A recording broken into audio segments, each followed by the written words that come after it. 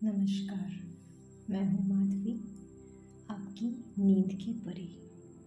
और आज मैं प्रस्तुत करती हूँ एक बहुत ही खूबसूरत स्लीप स्टोरी, कहानी रूरू मृग की। एक समय की बात है जब एक रूरू मृग हुआ करते थे। इस मृग का रंग सोने की तरह, बाल रेशमी मखमल से भी अधिक मुलायम और आंखें आसमानी रंग की होती थी। रूरू मृग किसी के भी मन को मोह लेता था। यह मृग अधिक सुंदर और विवेकशील था और मनुष्य की तरह बात कर सकता था। रूरू मृग अच्छी तरह जानता था कि मनुष्य एक लोभी प्राणी है, फिर भी वह मनुष्य के प्रति करुणा भाव रखता था।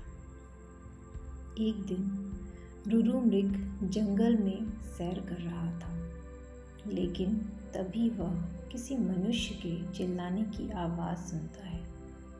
जब वह एक मौके पर पहुंचता है तो उसे नदी की धारा में एक आदमी बहता हुआ नजर आता है।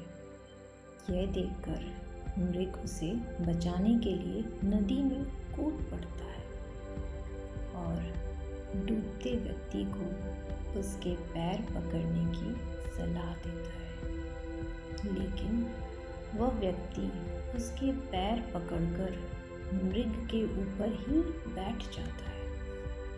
अगर मृग चाहता तो उसे गिराकर पानी से बाहर ला सकता था, लेकिन उसने ऐसा नहीं किया। वह खुद तकलीफ सहकर उस व्यक्ति को किनारे तक ले आता है।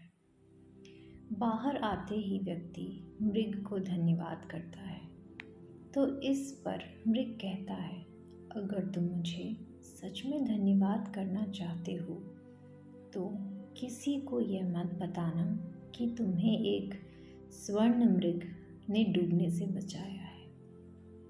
मृग ने उसे कहा, अगर मनुष्य मेरे बारे में जानेंगे तो वो मेरा शिकार करने की कोशिश करेंगे। यह कहकर रूरू मृग जंगल में चला जाता है। कुछ समय बाद उस राज्य की रानी एक सपना देखती है जिसमें उसे रूरू मृग दिखाई देता है। रूरू मृग की सुंदरता को देखने के बाद रानी उसे अपने पास रखने की लालसा करने लगती है। इसके बाद रानी राजा को रूरू मृग को ढूंढकर लाने के लिए कहता है। राजा बिना देरी किए नगर में ढिंढोरा पिटवा देता है कि जो कोई भी रूरू मृग को ढूंढने में मदद करेगा उसे एक गांव और 10 सुंदर युवतियां इनाम में दी जाएगी। राजा की यह सूचना उस व्यक्ति तक भी पहुंचती है जिसे मृग ने बचाया था। वह व्यक्ति बिना समय गंवाए राजा के दरबार में पहुंच जाता है और रूरू मृग के बारे में राजा को बताता है।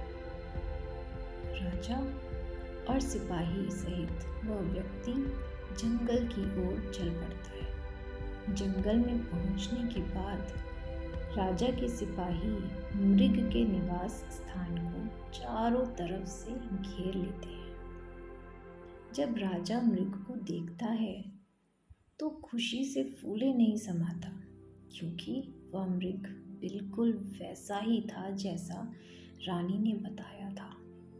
मृग चारों ओर से सिपाहियों से घिरा हुआ था और राजा उस पर बाण साधे हुए था। लेकिन तभी मृग राजा से मनुष्य की भाषा में कहता है, हे राजन, तुम मुझे मार देना, लेकिन पहले मैं ये जानना चाहता हूँ कि तुम्हें मेरी जगह का रास्ता किसने बताया। इस पर राजा ने उस व्यक्ति की ओर इशारा किया जिसकी जान मृग ने बचाई थी। उस व्यक्ति को देखकर मृग कहता है, निकाल लो लकड़ी के कुंदे को पानी से, न निकालना कभी एक अकृतज्ञ इंसान को। जब राजा ने मृग से इन शब्दों का मतलब पूछा तो मृग ने बताया कि उसने इस व्यक्ति को डूबने से बचाया था। मृग की बातें सुनकर राजा के अंदर की इंसानियत जाग गई। उसे खुद पर शर्म आने लगी और क्रोध में उस व्यक्ति की ओर तीर का निशाना कर लिया। यह देखकर मृग ने राजा से उस व्यक्ति को न मारने की प्रार्थना की। मृग की दया भावना देखकर राजा ने उस अपने राज्य में आने का निमंत्रण दिया। मृग राजा के निमंत्रण पर कुछ दिन राजमहल में रहा और फिर वापस लौट चला गया। इस कहानी से हमें यह सीख मिलती है कि हमें किसी का एहसान कभी नहीं भूलना चाहिए, चाहे वो इंसान हो या जानवर। तो दोस्तों, ये कहानी थी रूरू मृग की। आशा है ये कहानी आपको अच्छी लगी होगी। अब आपको अच्छा लग रहा है। अब समय हो गया है आपके सोने का। अब आप धीरे धीरे नींद की ओर बढ़ने लगे हैं और नींद आपके अंदर समाते जा रही है। धन्यवाद।